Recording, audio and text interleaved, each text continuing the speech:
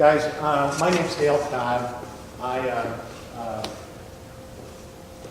have a 15-year-old son, Adam, who has a case of epilepsy. You can tell I'm pretty Hepatitis stuff.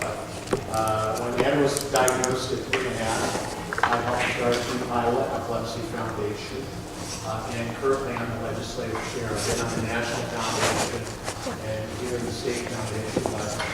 It's about epilepsy. Please do let me know. Come on in. We can move some of this. 2 years ago, actually a little bit before that, and actually through Veronica, I was in the gym one day, and Veronica came up to me and said, "You need to meet my sister." And I said, "Who is she?" You know? She says, "Well, her son's got a tough case of epilepsy, and she'll tell you a little bit about that later on." But like a lot of us who have been on this journey with epilepsy, we've tried and failed numerous medications. We've visited, went to numerous doctors, and we're always searching for that, to be seizure-free and with less side effects. And so I eventually met, Maria came to, I sent her some emails. And by then, like a lot of us, were chatting online, and we're in that community. And she came to a walk in West Des Moines one morning for the Epilepsy Foundation. And I met her and I said, "You know what? I like this woman. She's got fire and passion that you don't often see. But I saw it in her. And I will tell you that where we are at here in Iowa, last year the other legislature passed a bill to at least sort of provide access to cannabis. It would not have happened had it not been for Maria and Sally Rare out of West Des Moines. I left the last night that bill was being debated in Des Moines. I left for Cedar Rapids about 1:30 in the morning. I left her there. And she stayed until that got campus. And I've seen her,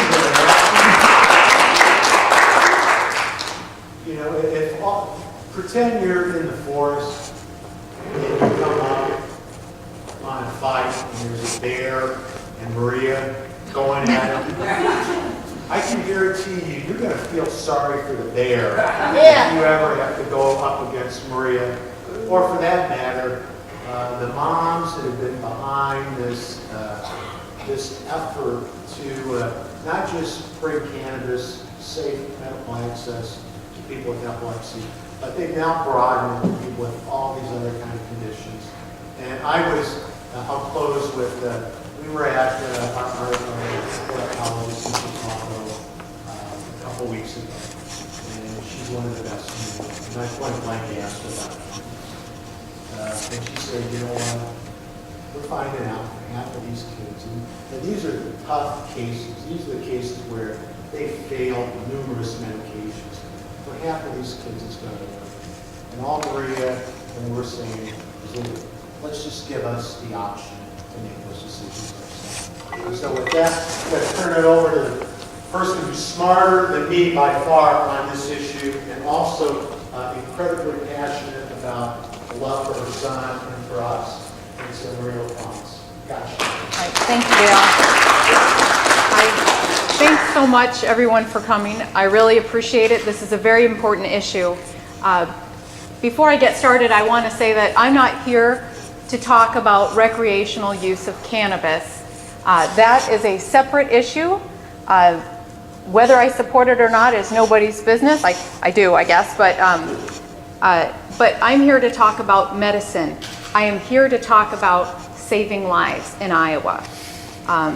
I'll be the first one to say that cannabis can be harmful on an adolescent and growing brain, and any drug has side effects. That's not what I'm here for. I'm here to save lives and talk about medical cannabis so that we can establish a program in Iowa. So having said that, my name's Maria LaFrance. Dale way overdid that introduction, but thank you, Dale. I'm from Cedar Rapids. I graduated from LaSalle High School. I went to Loras College in Dubuque and University of Iowa for my master's degree. So I'm an Iowan through and through. My son Quincy, welcome, hello. My son Quincy suffers from seizures, and about a year ago, I learned that seizures could be controlled using cannabis. And so that's when a few of us got together and decided that we were going to change things for good in Iowa and help get a law established. So we did get a law, as Dale said, but it was too narrow and it's too restrictive. We need to allow everyone who can benefit to allow access to this plant and begin some healing. So we'll talk about that. Raise your hand if you knew that cannabis had medicinal value a year ago. Awesome. So the people who raised your hand, you knew more than I did. I didn't know that. I thought it was just a recreational thing. However, it has had medicinal value for quite some time. In 1839, a British doctor named William O'Shaughnessy was stationed in India, and this mother brought her child to him and said, "My child is having convulsions." And so this doctor tried everything in his medicine cabinet, and he even tried opiates and leeches, and the child kept seizing worse and quit eating and was seizing almost nonstop. So then the doctor ran out of things to try, so he tried a few drops of a cannabis tincture on the infant's tongue, and the baby stopped seizing. He continued to try it for a few weeks, and the child was completely able to go back to, the mother didn't need it anymore. A British doctor in 1890s served Queen Victoria, and he gave her medical cannabis for menstrual cramps. Yeah. And it was part of the American pharmacopoeia, and it was a common thing to be on pharmacy shelves until the late 1930s. However, in the 1930s, there was pretty severe unemployment due to the Depression, and there was resentment of Mexican immigrants. And so the tobacco industry felt threatened, and they were concerned about this marijuana, and they established the Marijuana Tax Act of 1937. What this essentially did was made this very difficult for researchers to study it because you were unable to grow it or buy it. Also, there was mandatory jail sentences for possession, and then the Controlled Substances Act in 1970 made it placed cannabis in the worst classification that said it had no medicinal value, and the penalties were so severe that research was practically impossible. So despite that, researchers figured out a way to study it, mainly in other countries, but also in California. The University of California established their own center and their own DEA license so that they could grow it at the University of California and study it. So there's just one tiny little place that was able to study it in the whole United States. But what they discovered in the 1990s, that the body has an endocannabinoid system. So we have cannabinoid receptors in our body just like we have opiate receptors. These cannabinoid receptors, they control things like appetite, pain, mood, and memory. And these cannabinoid receptors actually outnumber opiate receptors 10 to 1. That's pretty cool. There's CB1 receptors that are in the brain, eyes, lungs, kidney, digestive tract, and then there's CB2 receptors that control immune function. But I've got my MBA, I'm not a scientist, so I'm just telling you this stuff exists. And this slide, I'm not even going to go there. What you need to know is that there is something called anandamide. If you've ever heard of serotonin or dopamine, those are neurotransmitters, and so is anandamide, although anandamide is a transmitter that's modulated through the endocannabinoid system.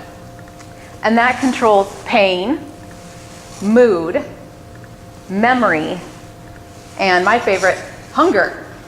So that's what has commonly been associated with marijuana or cannabis, as you say. So scientists are discovering all these different cannabinoids, and there's one that we've heard a lot of, and myself growing up, and that's THC. And that has had a bad rap because it is mind altering. However, THC is very important in controlling pain and memory. And soldiers and people with PTSD might need some THC to help them control their memories. So the research, what is out there? A 2009 peer-reviewed study showed that there was over 33 published clinical trials. These trials showed that it was effective in treating pain, multiple sclerosis, PTSD, HIV neuropathy, anorexia, epilepsy, leukemia, brain cancer, Crohn's, and Parkinson's. The University of California has been a leader because they applied for that Schedule I DEA license that's so hard to get.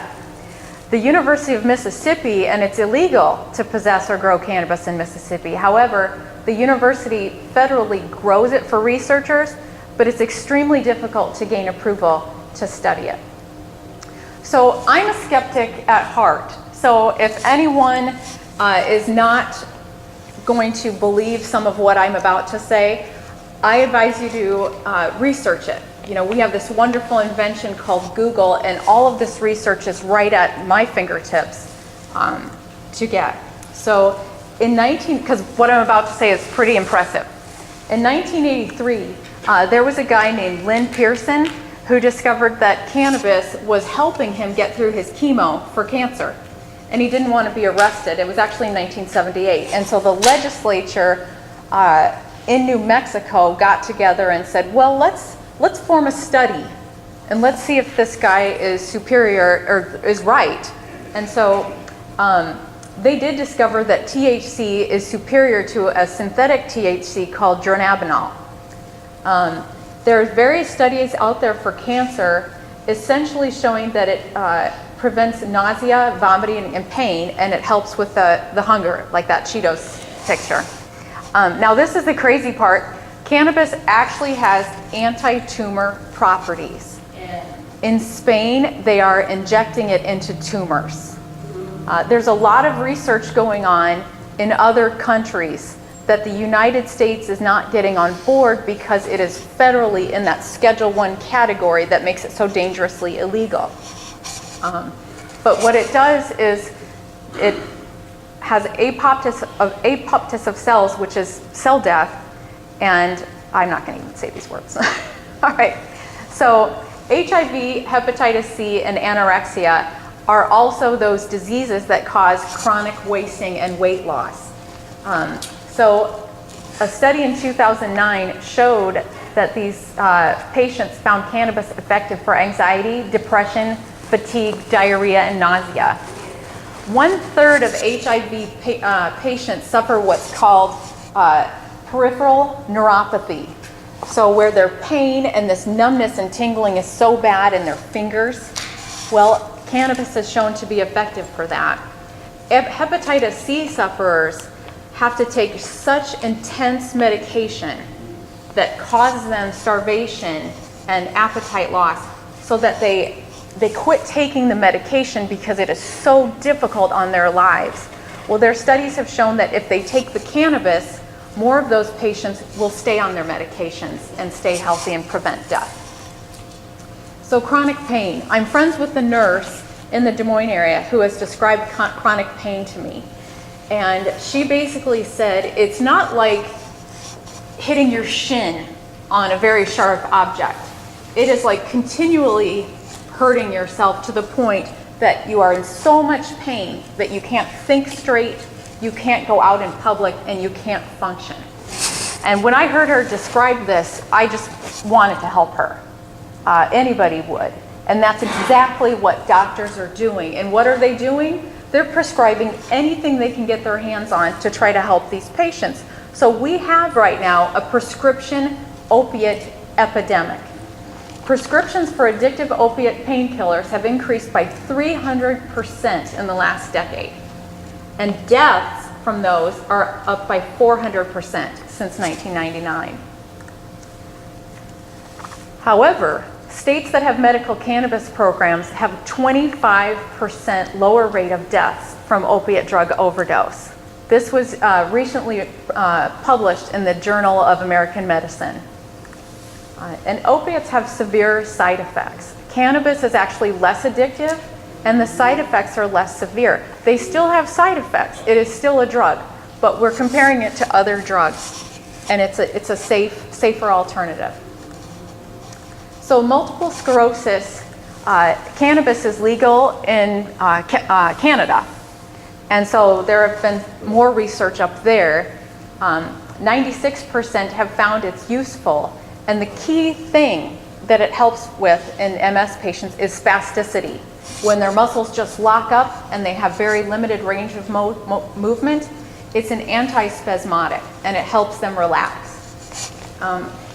There is a drug that's made in England that is pure cannabis, and it's called Sativex, and it's a spray that people are putting in their mouth, and it helps relieve their spasticity almost instantly. The Multiple Sclerosis Society in Iowa is 100% behind a full medical cannabis bill. So Alzheimer's. This is what's pretty interesting is cannabidiol, and that's kind of what got a lot of popularity last year. That's the rockstar cannabinoid. That is actually patented by the US government for Alzheimer's. So the US government patented cannabidiol while it's illegal. I'm still scratching my head on that one. But THC is also very important because a lot of people with Alzheimer's get that condition called sundowner syndrome, and they get agitation and very aggressive at people that they ordinarily wouldn't be aggressive for. THC is shown to reduce that agitation. And I get to use my favorite slide again. It's also great for that chronic wasting because people with Alzheimer's will quit eating and refuse to eat. So it helps with that also. Then there's PTSD. Up until recently, most of the studies on PTSD have been on animals. But what they have shown is that it changes the brain centers that respond to trauma, and it changes how the memory perceives that trauma. It's very promising, and the University of Arizona has just recently began a clinical trial in humans for PTSD, and that's pretty exciting. But one thing to note is that the states that have medical cannabis programs, almost all of them include PTSD in their programs. So epilepsy, and that was our big bill last year, that was our victory. There's not a whole lot of research out there. In 1949, 2 doctors in Utah tested marijuana on 6 children. They found that it was very positive. They couldn't get anyone to publish it in any journal. So it was, I think, in a Utah newspaper that it got published. However, last year was some big news in actually fall of 2013, and that's the article that I saw. Actually, Renee Dietrich and one of my sisters and my father forwarded me this article, and I thought, really? Marijuana and seizures? And so that's what got me involved. And you see these articles, and that has really helped. It's the news that has helped move this issue also. So where are we today? We have 23 states that have medical cannabis programs, plus the District of Columbia. And more recently, where I have those stars, is Minnesota and New York and Maryland just passed medical cannabis programs. So surrounded by Iowa, we've got Minnesota, Michigan, Illinois. Kansas has a medical cannabis bill, and Nebraska has just introduced a medical cannabis bill. So it's happening all around us. I sure hope we can get a full program in Iowa. This slide is kind of hard to read, but it talks about the different programs by state. So Alaska, Oregon, Wisconsin, Washington, Maine, and California all had medical cannabis programs before the year 2000. So California is going on almost 20 years of having a medical cannabis program for their citizens. Most of these states will either charge a small fee to the patient, and then they'll charge a larger fee ranging from $5,000 to $30,000 to growers. So most of the states that run medical cannabis programs actually have a surplus of revenue. It doesn't cost the state anything. The states that got a cannabis program early on had a voter initiative, which means they could put medical cannabis on the ballot. Iowa is not a voter initiative state. So in order to get a cannabis program, we have to contact our legislators and convince our legislators that this is important enough for them to create a bill. Some of these states allow citizens to grow their own cannabis. So in Colorado, for example, you're allowed to grow 6 plants yourself. In New Mexico, I think it's 14 or 16 plants. And then the possession ranges dramatically from state to state also. So in Alaska, you're allowed to possess 1 ounce, which might be a small baggie. In Washington State, you're allowed to possess 24 ounces, which might be like a hefty garbage bag. So it just depends on the state. It depends on their legislators and what they decided was the best for their citizens at that time. So qualifying conditions. This is an example of the New Mexico medical cannabis program. The conditions on the left were what they started with in 2007. And over time, they have added conditions based on the science and research and advocacy that's out there. So how does a program work? Well, a person must have a qualifying condition that is on that list. Then they would go and obtain what's called a medical cannabis card. In some states, they call it a red card. They would talk to their doctor, make sure they have one of those qualifying conditions, and then go to the state and get one of those cards. Then the advisory board is what governs the program and makes sure that it's successful. So what makes up an advisory board? Typically, in many states, it might be made up of 12 to 15 people, and those people would be made up of doctors, pharmacists, patients, possibly somebody from the police department, and they would make sure that the program was being run well. They would meet several times a year and decide whether or not they were going to add conditions, because science is evolving and it's happening much more rapidly now. And they make sure it's ran well, and they run under the Department of Health. So another thing that's important is making sure that a program is safe, and that's something that's important to me if I'm going to stick my neck out and advocate. So in states that are done well, there's usually no billboard advertising. California is an example that the Iowa legislators say, well, we don't want to be California.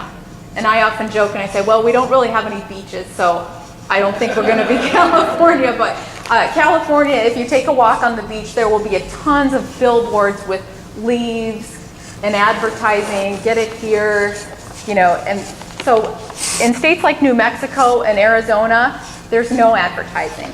It also has to be a certain amount of feet away from schools and churches. What's interesting is the states that have had medical cannabis programs have seen no increase in teen use. And I think that's very positive.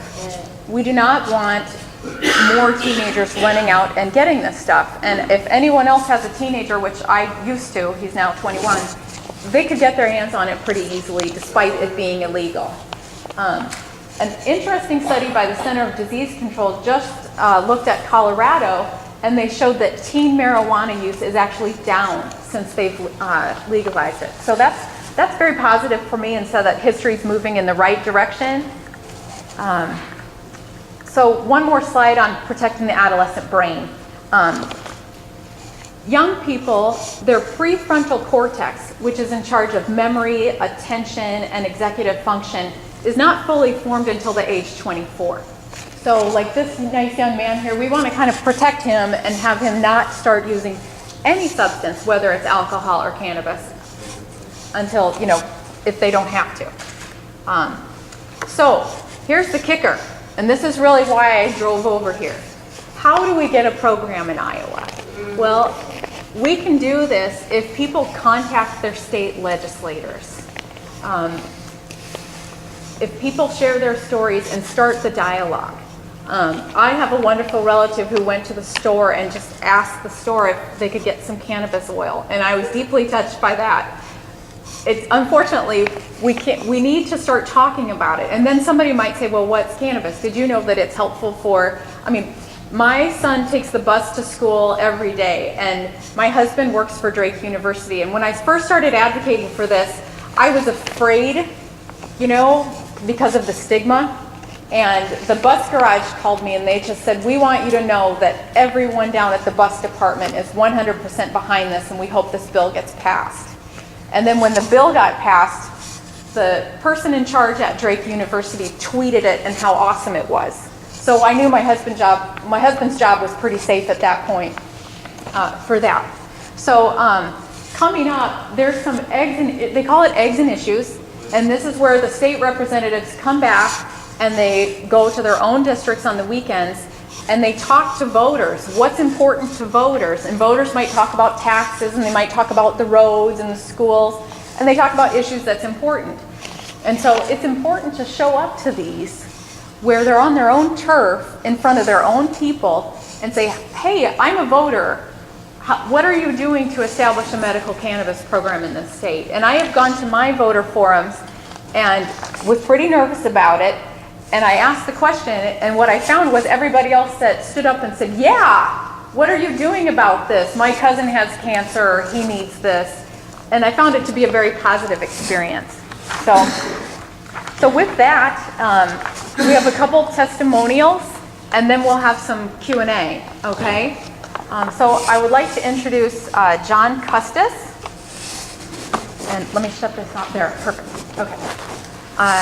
John is a wonderful citizen who drove down from Anamosa, Iowa, and he has also driven down to the state capitol to talk with representatives at the state capitol about this issue for veterans who can't. So thank you, John.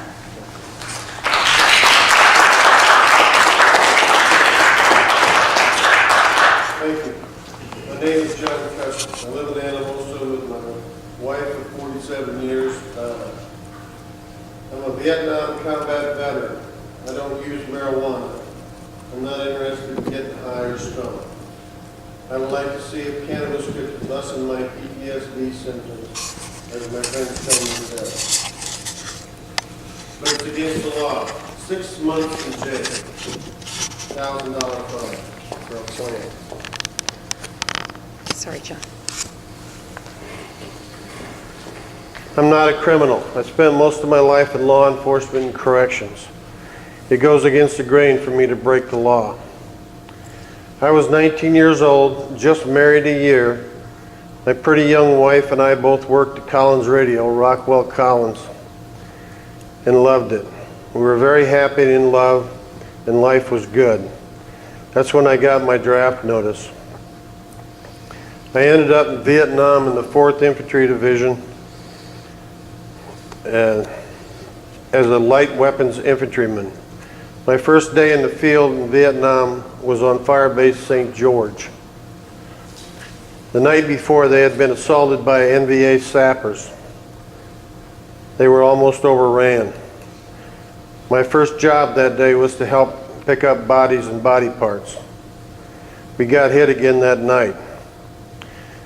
As I was posted on a pile of sandbags that was once a bunker where men died. When I attempted to shoot the M16 they gave me, it would not shoot.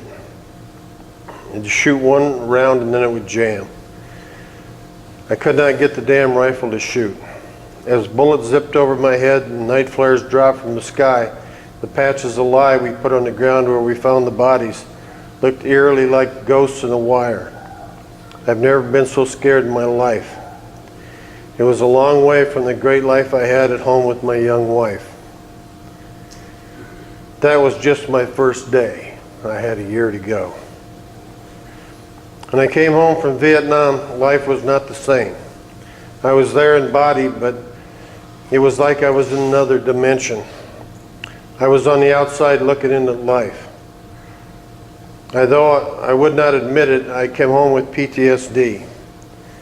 I worked 4 years at the Anamosa Police Department and 20 years at the Iowa Men's Reformatory State Prison in Anamosa.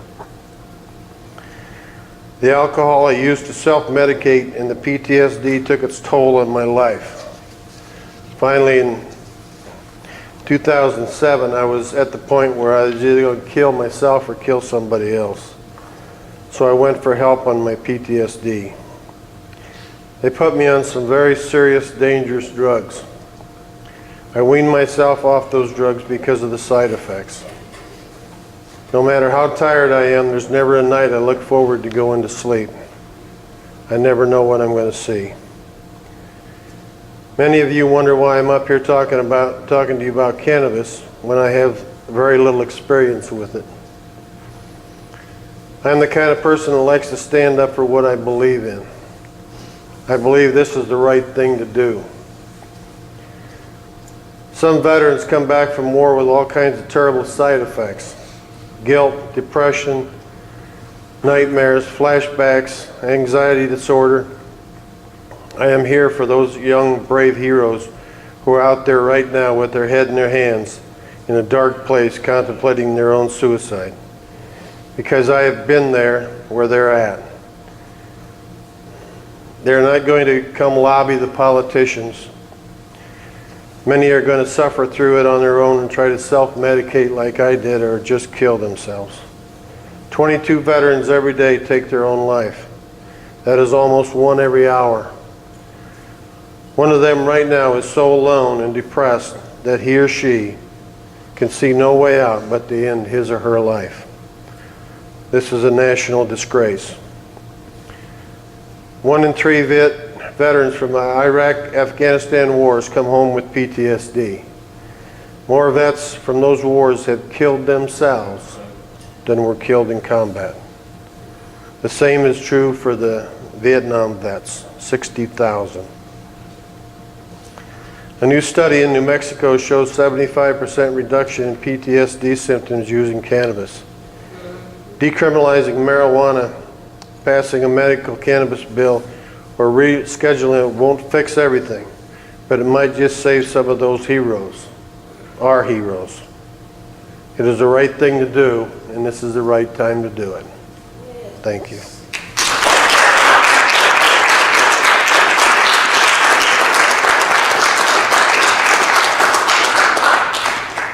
Okay, and we have one more person who's going to briefly share his story, and that is Saxon Hill.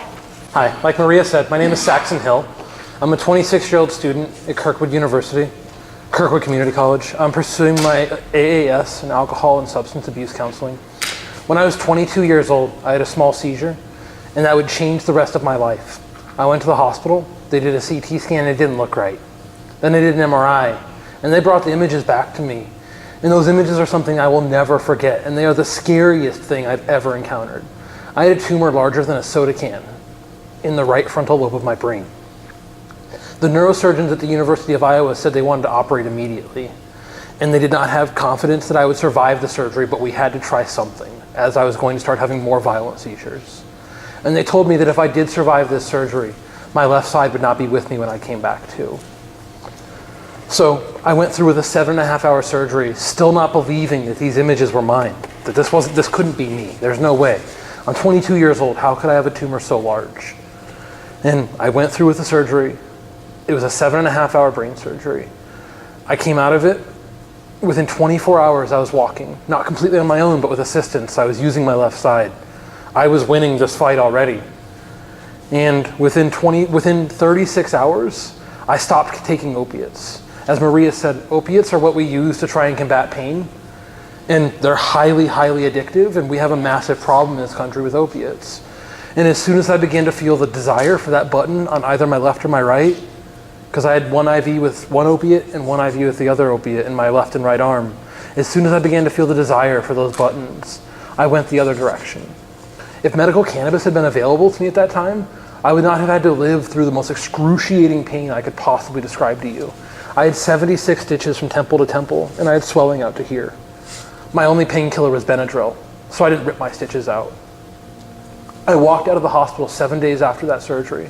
Before I left the hospital, I was told by one of the younger neurosurgery staff that I had stage 3 brain cancer, and it was as close to making the transfer into stage 4 as you can possibly get. And he told me, if I told you this was stage 4, I'd also tell you to go to Disneyland. It's over. And then he came after that. 5 minutes later, he came back into my hospital room and told me, and by the way, it was within 12 months, we expect to be fighting this again, and it will probably be a stage 4. And here's the number for the 2 specialists who are going to be dealing with your chemotherapy and radiation. The chemotherapy I took was called Temodar. You can't penetrate the blood-brain barrier with traditional IVs or traditional chemotherapy. So they gave me a pill I would take every night before I went to bed, and it would go into my thyroid and then be pumped out into my body from there. And I would feel like needles were being pushed in and out of every pore in my body for hours on end. And I would be wrapped around the toilet puking for hours on end to a point where all I could do was puke bile and nothing. No amount of anti-nausea medication was going to help with that. It was just my reality. And I was also told that my reproductive systems would likely not survive this chemotherapy. And, well, the side effects of that were I would feel like a full-size man was standing on top of my testicles for hours and hours at a time. I still feel that pain to this day as a result of that chemotherapy. If I'd been allowed access to cannabis to combat my cancer, which, as Maria said, brain cancer is one of the things we've researched in regards to cannabis and have had glowing success to an extreme, I likely would not have had to deal with chemotherapy or radiation. And I wouldn't have extreme hot flashes that one would expect to experience during menopause on a daily basis. My thyroid will never recover from chemotherapy. I will never recover from chemotherapy as a whole. It forever altered the rest of my life, and I still have to get MRIs done every 6 months due to the fact that we don't know that this chemotherapy works. And the likelihood my cancer comes back is very high. There's a less than 50% survival rate at 5 years for my type of cancer. And at 10 years, it's lower. 15 years, they get into 20% and less. I'm going to win this, and I'm winning this now, but with medical cannabis, I wouldn't have had to experience the severe trauma and pain as a result of this. And I wouldn't have had to deal with radiation. I wouldn't have had to deal with chemotherapy. And I wouldn't have to deal with the seizures I live with regularly because of having a major brain injury. They've tried all kinds of different medicines. I can't take most of them because my kidneys were severely damaged by the chemotherapy I took. I can't even take ibuprofen comfortably. So if medical cannabis was available to me, I wouldn't have to live that life. I wouldn't have to live in severe chronic pain due to a brain injury, and I wouldn't have to deal with losing my short-term memory to a greater degree than I already do because I have a brain injury. Yet legislators will stand up and say, no, you just want to get stoned. You're a kid. You don't know. That's not the case. I was 22 and my life was altered forever. I'm 26 now, and I'm still not some kid looking to get stoned. I'm someone who feels like I have a right to medicine that works and a right to science that states this works. So I ask that all of you be willing to stand up and ask your legislators, what are you doing for people with cancer, PTSD, mental health issues, HIV, all of these myriad of illnesses that are so greatly helped by this cannabis, yet we fight it and we treat it as if it's worse than opiates.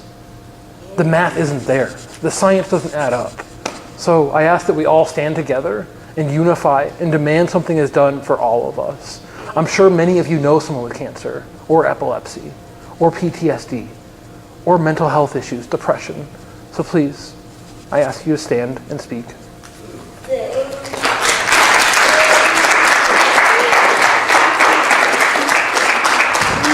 you. First of all, thank you. Let's grab a chair.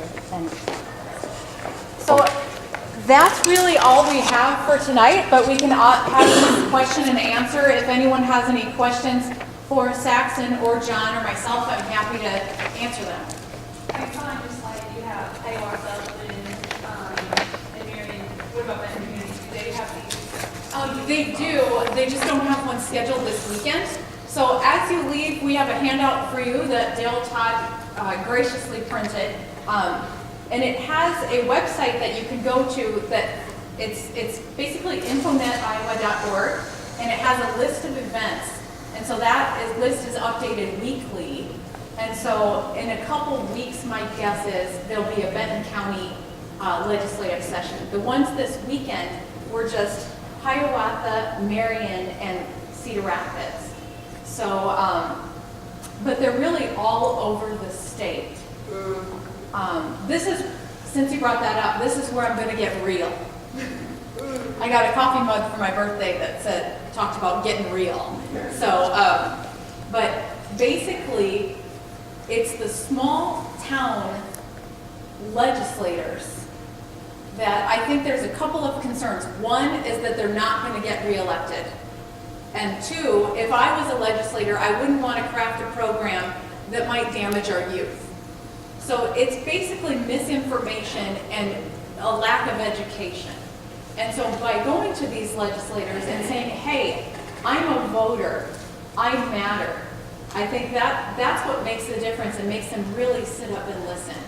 And we've had some that have been downright rude to us initially, and then they go home and do the research, and the next time we've talked to them, they'll be much more receptive to it. But they really need to hear from voters in their own district.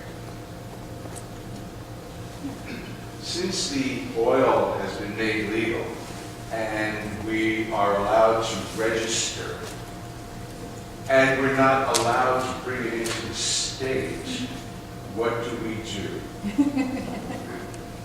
Well, you have to have a lot of money and a lot of free time and the ability to drive to another state and be willing to lie. Yeah. So if you're willing to do all that, then the law helps you. So you're not getting anything within the state now? No, absolutely not. So what it was a symbolic law, because most legislators, the legislative session is about 3 months. It's January through April. And it really, most bills don't, if February is the deadline to introduce a bill. So if your bill isn't like happening by February, forget about it. So this is stuff I learned last year. So the legislators said, no way would I vote for that.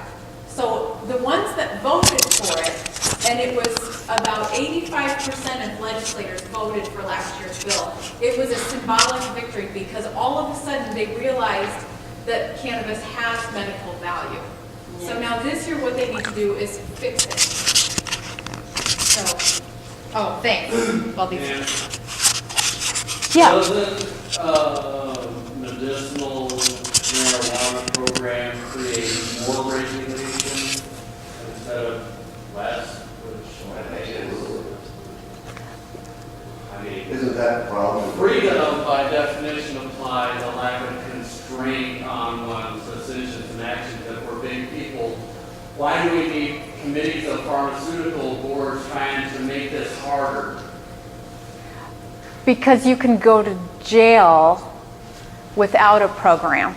Is that Right, that's what's wrong. where we're going? That's what the problem is. That's what needs to be fixed. Okay. Yes. I can't with the idea that it only helps epilepsy and now, getting little view. It's opened my eyes. Okay, super. She's saying that she thought it only helped epilepsy and now she's learned a lot. And I think that's been the sea change for me is I just thought it was teenagers at parties and it's about saving lives. So in order to save my wife's life, I'm going to have to lie, period. And that's it. Or you can channel I was so angry when I first saw that little children in Colorado were becoming seizure free and I didn't have this right here in Iowa. I was angry. But to just be angry doesn't help anyone. So to talk to your legislators, your neighbors, because sometimes there are people out there that are able to fight for you more than you're able to fight for yourself. And some of these people in this room helped change this law, and family members, I'll get emotional, but there's people in this room that stood up and talked to their legislators and made the change happen. Chris Arnold here wrote a letter to the editor about cannabis being just another tool in the doctor's toolbox. It was an excellent editorial that was published in the Register last year. So starting the dialogue and talking to people will really help. Yeah. I have a question. I called the DOT today. My husband has gone through multiple seizure medication that has actually made it worse. And our doctor, our neurologist said, yes, I will go ahead. Last summer he said, we're going to be getting the medical marijuana. I can write you a Recommendation. A recommendation. I can give you a prescription for him, something to cover you as a caregiver. And then it was supposed to be available in November. Then I went to him in November. He said, can't do anything until January. Okay, I have the prescription. I have the letter of recommendation for the intractable seizures. Now, I called the DOT because that's where we're supposed to go. I called them today. And I said, so what else do I need besides a prescription, the letter of recommendation? I don't know. They haven't told us yet. Okay. You know what? If you give me your email before you leave, and anyone that's interested in the current law and getting a cannabidiol card, I can forward you an email from the DOT. They finally just this week, and so probably their employees haven't even learned about it. It's an online form where you can fill out for a cannabidiol card. It's not the easiest thing in the world, but at least you can get a cannabidiol card. There's no provider. There is absolutely no provider. That's true. You also have to violate the medical marijuana laws of Colorado if you cross state lines with it. Yep. It's specifically stated by their laws, by most medical marijuana states, that it's not to be state. So maybe we should just all say together on the count of 3, it sucks. Okay, ready? 1, 2, 3. It sucks. It really sucks. But I do know some people that are already using cannabis. Yes. So somehow they're getting it. You know? Okay. Until Iowa passed this law, and now the lab that was helping me in California, they were overjoyed because they didn't want to mail it to me anymore. Right. Nobody wants to do that. Their phone number's not even in existence. All right. Well, there are, I mean, it's a law that needs to be fixed. It's very flawed, and I need your help. There's a wonderful woman with brain cancer who was at the Capitol with me last week. Yesterday, she was rushed to the ER and had her brain tumors have spread, and she had numbness in her legs, and she had to have more tumors removed. So that's the problem with this law, is people are too sick to advocate for themselves. So you need your family members, cousins, neighbors, bus drivers, mailmen. If we start the dialogue and start talking, and you know what, there's some people out there with money even, and there's donors to these legislators. And so what we have been doing is calling some of these donors and saying, hey, can you talk to this legislator that's not willing to help us? I mean, so we're trying to be sneaky, and we're trying any way we can to get the word across to these legislators, but we need everybody to do that. There's no reason why they just made an epilepsy-only bill last year. That was wrong. But you know what? It was the moms bringing their epileptic children to the Capitol. And it wasn't until we got an epileptic baby up at the Capitol that they changed their minds. Because what politician doesn't love a baby? So, you know, we have joked around that if we could get a cancer patient that was a baby, you know, we would get a full cannabis bill. But I sure hope we don't have to do that. Anyone else have any other questions? Yeah, well, what are the chances of that bill going through the legislature? How is that coming along? Is there any progress? Great question, great question. There is a bill in the Senate that has bipartisan support, which means that we have Republicans and Democrats willing to sign on to this bill. And it'll be a full medical cannabis program that has a list of conditions that'll probably start out with a smaller list like New Mexico did, and then more conditions will be added. That bill, if that passes the Senate, it will go over to the House. The House leaders, House Speaker Craig Paulson, who is a legislator in Hiawatha, we had a wonderful woman with Crohn's or ulcerative colitis approach him today at the Capitol. And he said, you know where I stand on this. there will be no bill that passes the House this year. However, that's exactly what they told us last year, and we got our bill. Yeah. So I'm not listening to no, and that's the number one reason I'm here, because this is Speaker Paulson's backyard. We need your help. We need voters to talk to Speaker Paulson, and credible voters. So if somebody's talking to him, we need people that are going to speak articulately, dress appropriately. I don't always dress like this. I'm normally in jeans and a t-shirt. But if I want a legislator to take me serious, I put on my nice clothes and I go down to the Capitol. So I'd rather go back to my old life and hang out with my son. And as soon as this is fixed, that's what I'm going to do. Well, I understood that what I read, that the red card that you could get, that you were going to be able to go, or that you were going to be able to get this prescription, but so I'm finding out here tonight that that's not what it is. Unfortunately, it's And not. So I was thinking that I was going to be able to do something for my grandson. So what was the big hoopla then? I don't understand that. I don't either. It's one step in the right direction. Yeah. One step in the It's right one direction, step. but actually conduct permanent vaccination. It was a deceiving step though. I mean, I really felt that because of my PR answer. Yeah. I guess my big concern with us passing this bill and then having no infrastructure to support it is, are the legislators simply trying to appease these mothers and get us to be quiet? No, I just want one. You bet. I'm concerned that they Take a expand few, this, take a few. that they expand this bill and there's still no provider. As much as, okay. I know. You I know. They can't put us all in, can they? They do. But Saxon's exactly right. They passed this bill because they thought we would go home. Yeah. And we're not going home. We need to be more vocal. Thank you. We do. We really have to be more vocal than we've ever been now. We've got our foot in the door, now we need to put our shoulder to the door. Yeah. And force it. We do. If anyone in the room has cancer, it would be wonderful if you can contact the Iowa Cancer Society. They are what they call neutral on this issue, and we need them to be more vocal and more supportive. And the Epilepsy Foundation was also neutral on this issue last year. So that's not, people change their minds when we ask them to and when we convince them to. So that's a hurdle that we have. Yeah? But is it me, or are we sort of against the pharmaceutical companies in this? Because the pharmaceutical companies and the United States government, the United States government has held the patent on cannabis for a long time. And why they haven't pushed it forward, could that be partially because the pharmaceutical industry not figured out a way to monetize it yet?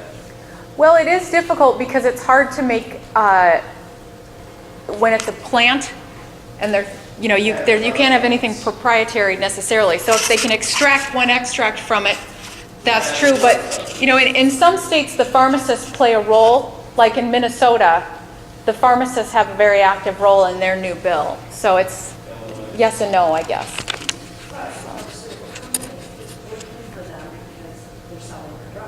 Right. Right. But the Iowa Pharmacy Association is supportive. So we have that on our side. Well, My chemotherapy pills were over $3,000 an evening. I can't grow a chemotherapy pill, but I can grow a plant that's alleged to beat cancer without a question. Yeah. That's where we're really at a standstill.